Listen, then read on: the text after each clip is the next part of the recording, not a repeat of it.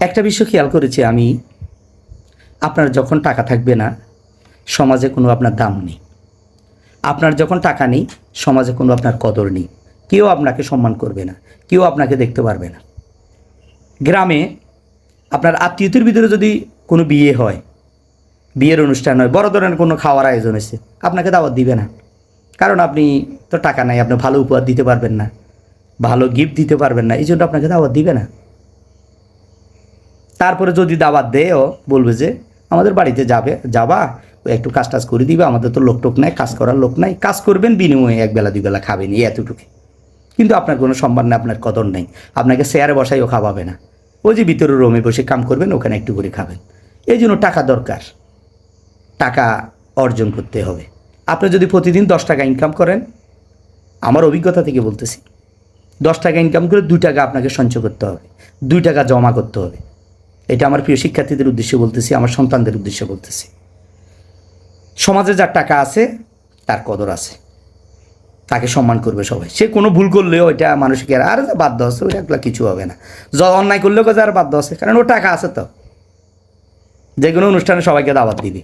ওই যে বড় বড় পয়সাওয়ালা যারা টাকা পয়সা আছে ওদেরকে দাওয়াত দিয়ে খাওয়াবে, যারা গরিব এদেরকে দাওয়াত দেয় না। যারা কখনো 1 বছরেও এক টুকরা গরু মাংস খেতে পারে না তাদেরকে দাওয়াত দিবে না। দিবে হচ্ছে যারা বড় লোক, যারা বড় বড় গিফট দিতে পারে, টাকা দিতে পারে, নগদ টাকা দিতে পারবো, গিফট দিতে পারবো, তাদেরকে দাওয়াত দিবে।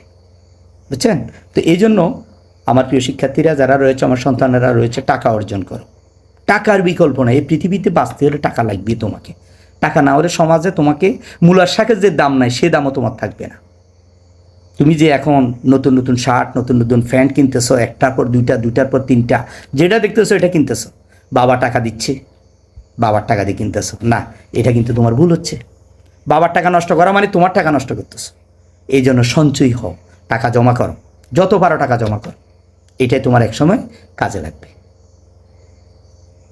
আমার প্রিয় শিক্ষার্থীরা, প্রিয় বন্ধুরা, যারা আমার ভিডিওগুলো দেখেন মাঝে মাঝে, যারা আমাকে লাইক করেন, এটা খেয়াল রাখবেন, কখনো অপচয় করা যাবে না। টাকা সঞ্চয় করতে হবে, বিপদের মধ্যে কাজে লাগবে।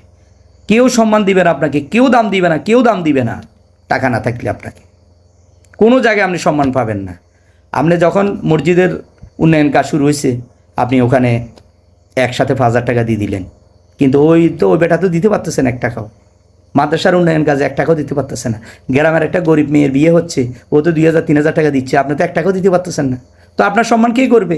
আপনি পথে পথে হাঁটবেন, রাস্তায় রাস্তায় হাঁটবেন, কারণ আপনি তো সঞ্চয় মনানো, আপনি সঞ্চয় করতেছেন না। আপনি 1 টাকা পাইলে 2 টাকা, 1 টাকা খরচ করে 2 টাকা খরচ করেন।